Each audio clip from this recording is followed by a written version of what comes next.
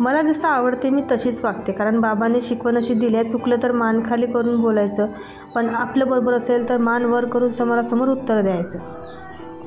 जर पाहिलेली स्वप्न पूर्ण होत नसतील तर तुमचे तत्त्व बदलण्यापेक्षा तुमच्या कामाची पद्धत बदला, कारण झाडे नेहमी आपली पानं बदलतात, मूड नाही. तुम्ही कितीही हुशार असाल, पण जर तुम्हाला माणसाशी कसं वागायचं ते माहीतच नसेल ना, तर तुमच्या हुशारीचा काहीच उपयोग उरत नाही. समुद्रात कितीही मोठे वादळ आले ना, तरी समुद्र आपली शांतता कधीही सोडत नाही. त्याचप्रमाणे आपल्या आयुष्यात कितीही मोठी अडचण आली तरी त्या अडचणीला शांततेने सामोरं जायचे. जेव्हा यश मिळवणं श्वास घेण्यापेक्षाही गरजेचं होईल, तेव्हाच तुम्ही यशस्वी होऊ शकता, असं मला वाटतं.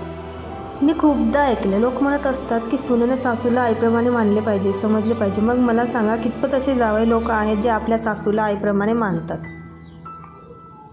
मला जसं आवडते मी तशीच वागते, कारण बाबांनी शिकवण अशी दिली आहे, चुकलं तर मान खाली करून बोलायचं, पण आपलं बरोबर असेल तर मान वर करून समोरासमोर उत्तर द्यायचं.